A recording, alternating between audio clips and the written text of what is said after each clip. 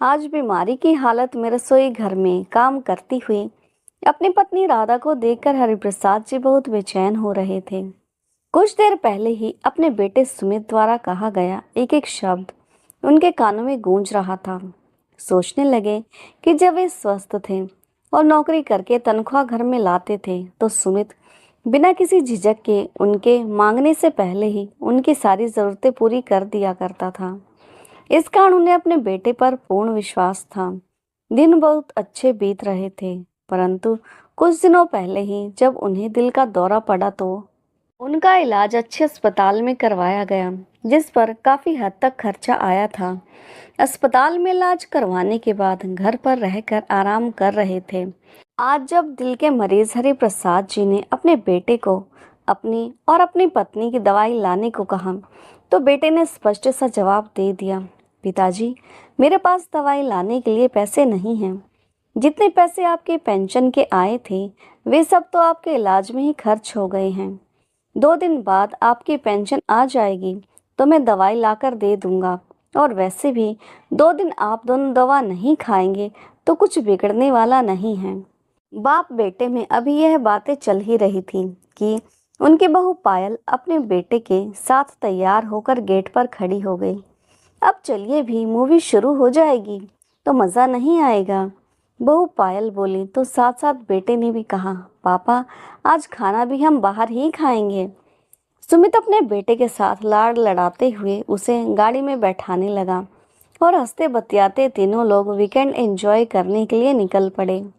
बेटे की बातों ने हरिप्रसाद जी और राधा जी के दिल को झंझोर कर रख दिया था। कुछ समय तक तो उन्हें अपने कानों पर यकीन ही नहीं हुआ।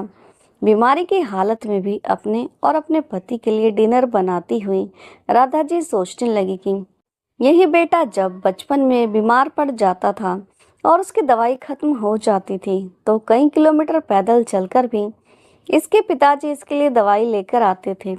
जब बचपन में उसे बुखार चढ़ता था तो सारी रात बैठकर मैं उसके माथे पर गीली पट्टियां रखती थी और जब तक बुखार नहीं उतरता था तब तक मेरी आंखों में नींद नहीं आती थी।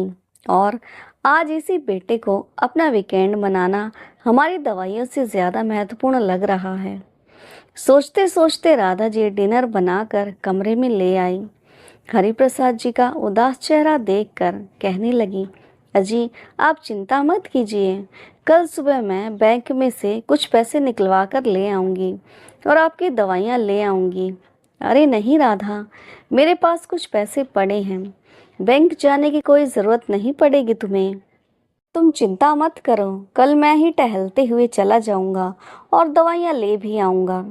हरिप्रसाद जी और राधा जी का एक बेटा और एक बेटी रूपाली थी। बेटी का विवाह वे 2 साल पहले ही कर चुके थे।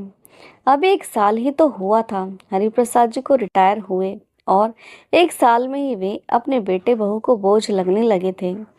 अगले दिन शाम को सैर करते हुए हरिप्रसाद जी दवाइयाँ लेने निकल गए।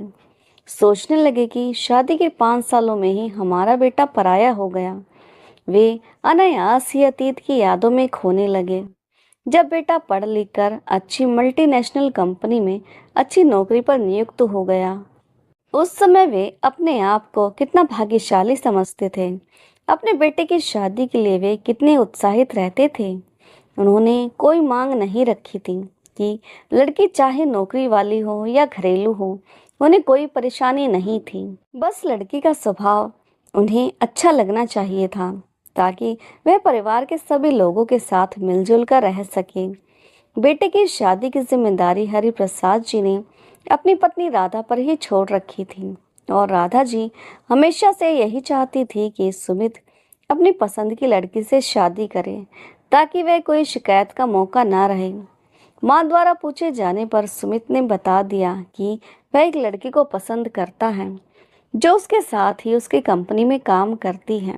सुमित द्वारा अपनी पसंद बताए जाने पर राधा जी के और हरिप्रसाद जी ने भी उनकी शादी के लिए सहमति दे दी।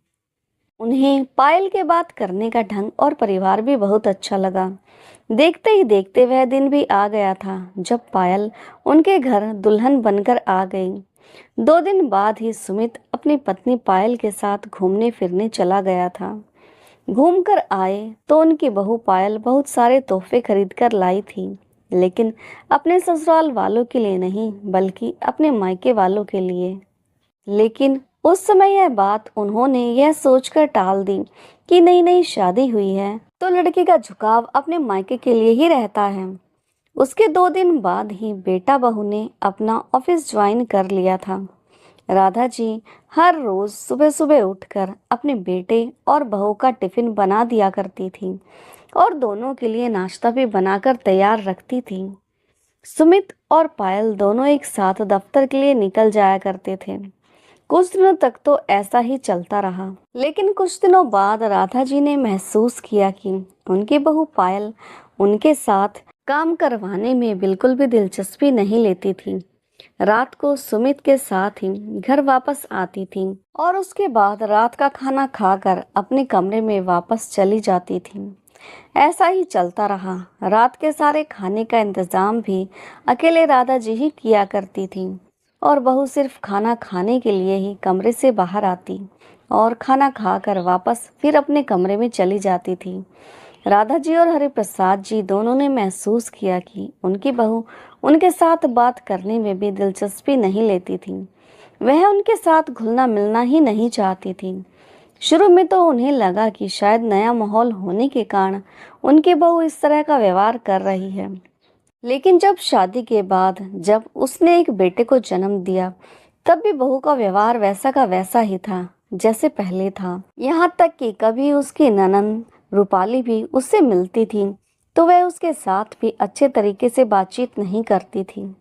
रूपाली ने भी यह महसूस किया कि उसकी भाभी उसके साथ बात करने में दिलचस्पी नहीं रखती।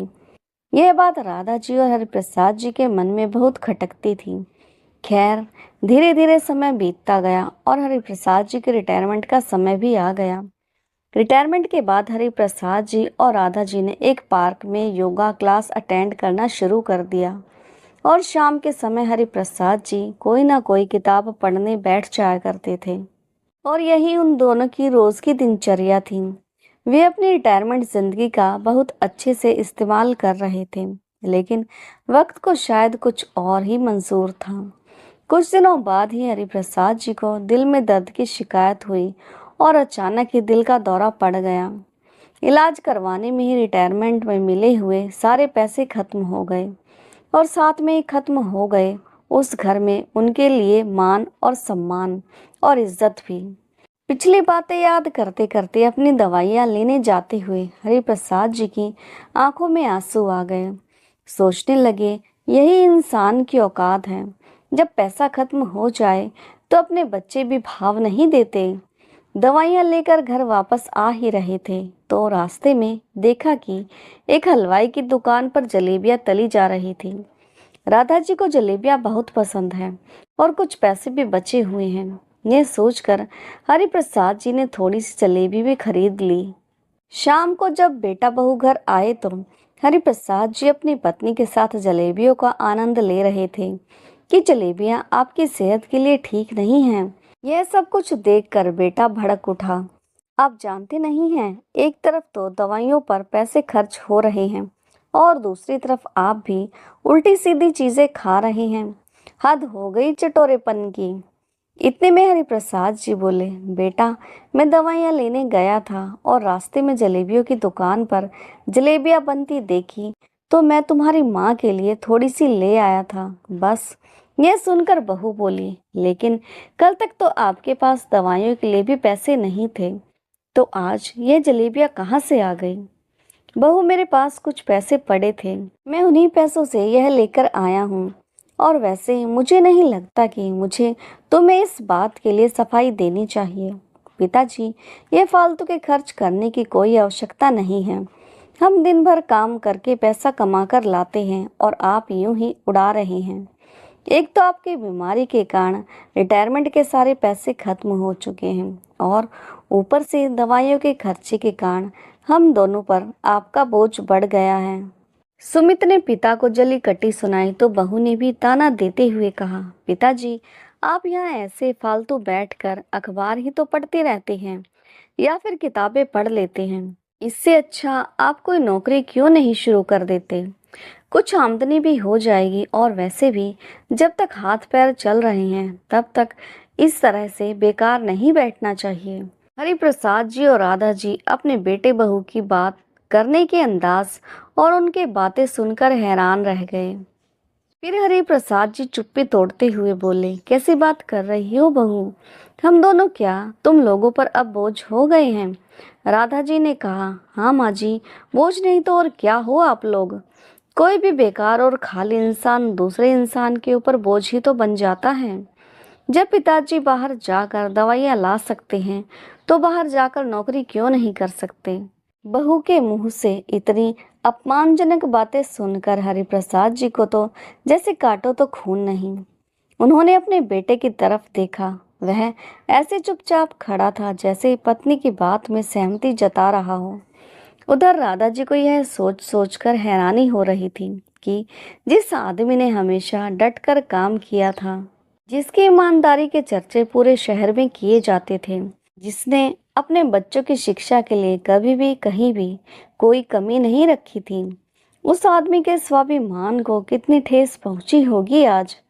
यह सोचकर राधा जी ने पीछे मुड़कर देखा तो हैरान रह गई। उनके भैया भाभी दरवाजे पर खड़े हुए थे। उनके चेहरे के भाव से ही दिख रहा था कि उन्होंने सारी बातें सुन ली थी।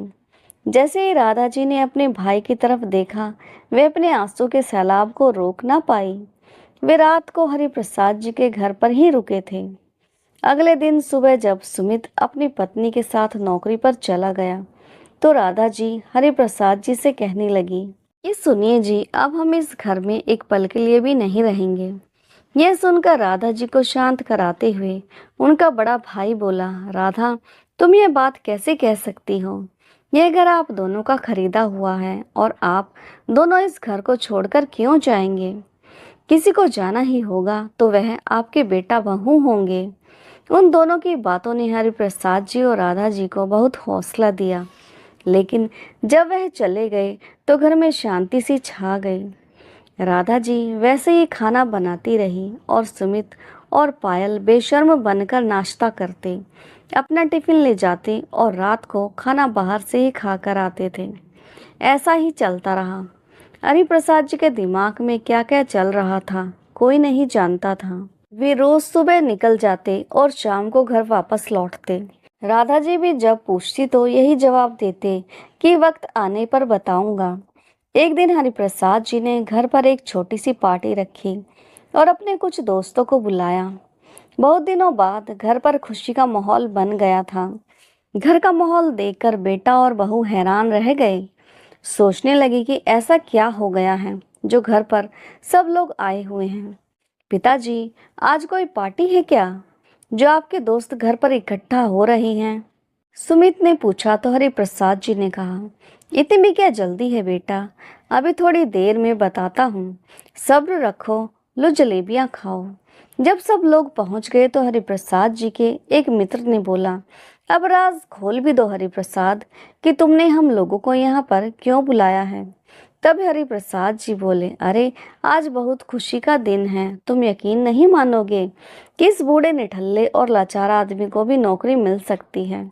अब मैं बेकार आदमी नहीं हूँ और दूसरे यह कि सबसे बड़ी बात की अब मैं किसी पर बोझ नहीं रहा और ना बोझ बनना चाहता हूँ। अब मैं अपना और अपनी पत्नी का पूरा खर्चा उठा सकता हूँ और किसी की हिम्मत नहीं होगी कि मुझे बूढ़ा और बेकार कह सके। ये सब बातें कहते हुए हरिप्रसाद जी ने अपने बेटे और बहू की तरफ देखा और अपने मित्र संजीव कुमार का आभार व्यक्त करते हुए बोले, आज मेरे मित्र के कारण मुझे नौकरी मिल पाई है, वही मेरा सच्चा मित्र है। इन्होंने मुझे अपने दफ्तर में अकाउंटेंट के पद पर नौकरी लगवा दी है, जहाँ मेरा वेतन भी बहुत अच्छा है। आज इसी खुशी में मैंने आज सबके लिए घर पर पार्टी रखी है। सब लोग खा पीकर उन्हें बधाइयाँ देने लगे। जब सब लोग चले गए तो हरिप्रसाद जी ने अपने बेटे और बहू को बुलाया और कहा, बेटा, यदि आज तुम अफसर बनकर खड़े हो तो इसमें मेरा और तुम्हारी माँ का बराबर का योगदान है। तुम्हारी माँ ने दिन रात तुम्हें पढ़ाने के लिए प्रेरित किया और तुम एक बात शायद भूल रहे हो कि मेरे रिटायरमेंट होने से पहले तक घर पर मेरी तनख्वाह से ही खर्च चल रहा था और तुम अपनी सारी तनख्वाह बचा कर रखते थे। और आज यदि हमारी दवाइयों पर कुछ पैसे खर्च करने की बात आई तो तुमने हमें कोरा जवाब दे दिया। तुम्हें शायद हमारी आवश्यकता नहीं है, लेकिन हम दोनों को एक दूसरे की बहुत ज़रूरत है। तुम तो जब चाहे घूमने चले जाते हो और बाहर खाना खाकर आते हो, लेकिन हम दोनों को एक दूसरे का ही सहारा है। अपने पिता की यह बातें सुनकर सुमित को अपनी गलती का एहसास हो रहा था। मन ही मन वह बेहद शर्मिंदा हो रहा था, लेकिन बहू के चेहरे पर शिकन तक नहीं आई थी। फिर हरि प्रसाद जी थोड़ा सख्त होते हुए उन्हें आदेश दिया कि बेटा, तुम दोनों 2 हफ्ते के अंदर अंदर अपने लिए नया मकान देख लो, क्योंकि मैं अपने इस घर में अपनी मर्जी के अनुसार रहना चाहता हूँ। मैं यह बात कतई बर्दाश्त नहीं करूँगा कि मेरे घर में वह लोग रहें जो मुझे बेकार समझते हैं। अब यह बूढ़ा स्वाभिमान के साथ जीना चाहता है। यह सुनकर सुमित जड़तब रह गया और बहू का मुंह खुला का खुला रह गया। वे दोनों जानते थे कि गुड़गांव जैसे शहर में किराए का घर ढूंढने का मतलब है कि आधी तनख्वाह उसी में निकल जाएगी और घर के बाकी के खर्च अलग। सुमित ने इशारों ही इशारों में अपनी पत्नी पायल को माफी मांगने के लिए कहा, तो दोनों एकाएक माता पिता के चरणों में गिर पड़े और बोले, हमें माफ कर दीजिए पिताजी, हमसे बहुत बड़ी गलती हो गई। ना समझ थे और अब हमें अपनी गलती का एहसास हो गया है। इस पर राधा जी बोली, सुमित बेटा, हमें तुमसे कोई गिला नहीं है, लेकिन तुम्हारे पिताजी जो कह रहे हैं वह भी गलत नहीं है।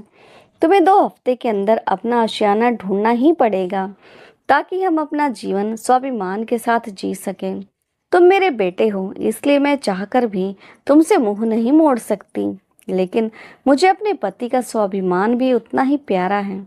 फिर हरिप्रसाद जी बोले, इसलिए हम दोनों ने यह फैसला लिया है कि जब तक हम जिंदा हैं इस मकान पर हमारा ही हक रहेगा, और जब तक हम में से कोई एक अकेला रह जाएगा तो उसकी सेवा का जिम्मा सिर्फ तुम्हारा होगा।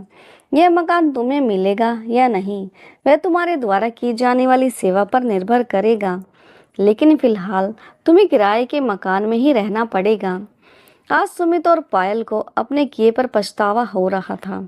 आज उन्हें समझ में आ रहा था कि अपने पिता के स्वाभिमान को ठेस पहुंचाकर उन्होंने कितनी बड़ी गलती कर दी थी। तो दोस्तों, आपको ये भावुक और प्रेरणादायक कहानी कैसी लगी और कहानी का कौन सा हिस्सा आपके दिल को छू गया, कमेंट करके ज़रूर बताएं। और हाँ, यदि चैनल पर नए हो तो चैनल को लाइक, सब्सक्राइब और शेयर करना ना भूलें। तो मिलते हैं एक नई कहानी के साथ, तब तक के लिए धन्यवाद।